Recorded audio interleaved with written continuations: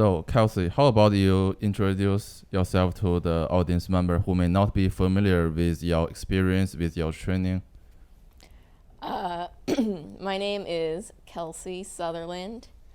I am from New York. I moved here to Pittsburgh and I train out of Pittsburgh Muay Thai. So, how long have you been training? I've been training for 2.5 years. What is your goal for your Muay Thai career? Because a lot of people, when they are in the amateur circuit, they are only here for the fun, but there are also people out there who want to be in the big league to become professional. So, what is your goal in your career? I don't really put tangible goals like that in my mind. My goal is to be as best as I can given my personal limits. I want to push my personal limits on how good I can be as a fighter. I would like to, if I continue enjoying it, push myself to have a professional fight someday. But it's not something. It's not like I'm chasing the glory or the fame or being a fighter. It's more just pushing myself to see if I can get there one day and how far I can go. Okay, great. So, your opinion, Liz, she has a 3 win streak by far. Although she's also an amateur, but obviously going to the fight, the local audience is gonna know her a little bit better, and she's known for her aggressiveness and her boxing background. Definitely give her an edge over a lot of the more traditional Muay Thai fighter. How do you respond to that, given that people largely have not seen you fought yet, and what's your strategy coming into this?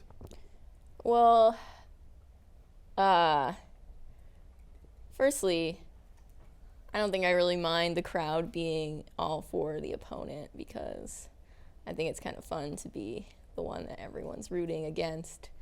But in terms of strategy, I know she's going to come in aggressively. I know she's going to come in with hands. But at the end of the day, she's an orthodox fighter who fights straight on, will come straight at me. I think if I just play my positioning correctly, if I manage to get her in the clinch in intelligent ways, I really don't think she can do anything to me. All right, more for other question. A lot of people are talking about whether do you be honest about your stance when you're coming into a fight, like when you are southpaw or when you got switch, but you put down your orthodox for a slight advantage, especially in the amateur circuit. How do you respond to that?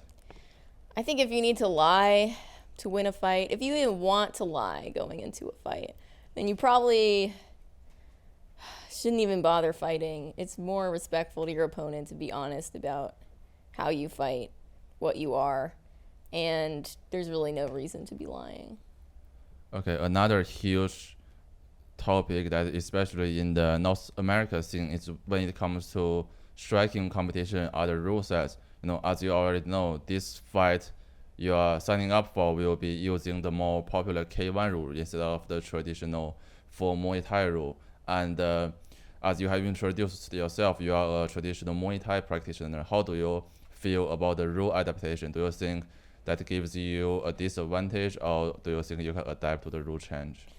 I don't think it gives me a disadvantage. It just gives me less opportunities to be creative because it's like very watered down rule set. Um, but at the end of the day, it's K1 kickboxing, and my strengths are my kicks, so I don't really think I'll have an issue. I just have to be a little more purposeful with my kicks because I don't have as much of an arsenal beyond. I don't have as much of my arsenal from a full Muay Thai rule set. All right, one more question. So, as you know, that the Olympic Committee has already recognized Muay Thai as a potential sport for one of the highest competition and at least internationally in the world. How do you respond to that? Is that something you would be interested in? Um, yeah. I mean, I know it's going to be Olympic Muay Thai, and there's controversy on to whether that will be watered down, whether it will be the violence level will decrease because it needs to be accepted in the Olympics, when inherently Muay Thai is a violent sport. Inherently, gambling is involved. It's going to be different than traditional where Muay Thai has come from. It's going to be a little different, but all in all, I think it's a good thing, because at the end of the day, most people haven't really heard of Muay Thai, and I think any exposure, I'm not going to say any exposure, but I think this exposure is good exposure. As long as they don't screw around with the rule sets too much, as long as they don't make it basically some taekwondo tapping competition, as long as they keep it, as long as they know if they're gonna screw up. So as long as they don't screw up, then I think it will be a good thing, and it would be something I would be interested in. All right. Speaking of exposure, as you know, Muay Thai, even after a couple of decades entering North America, is still very much a niche sport. Not many people know about it, and it is not even easy to watch here in the U.S. How do you feel about that topic, as to what needs to happen for Muay Thai to be more mainstream, especially given that MMA is essentially birthed in the U.S., right? And American audience are known for their preferences for the striking component of MMA, yet we do not see the same popularity of Muay Thai or kickboxing, for that matter, in the U.S.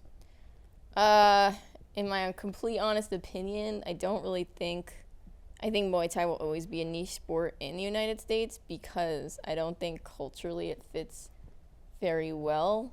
I mean, MMA is very different, right? It's a bit more brutish. It's a bit more about getting knockouts, about getting blood all over. It's more about the story of the two fighters and the drama.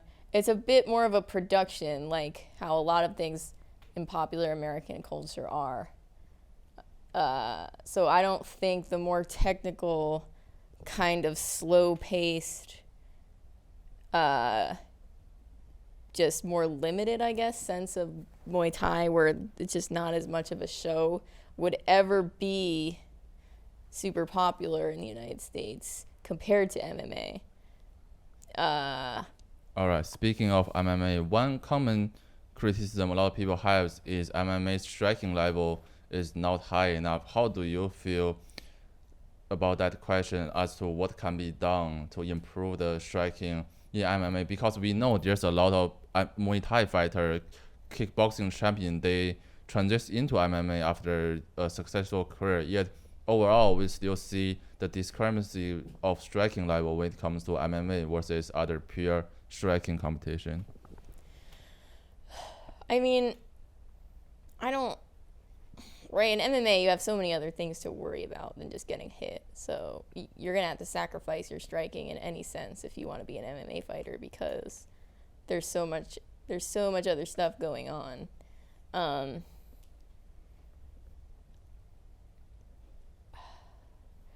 I mean,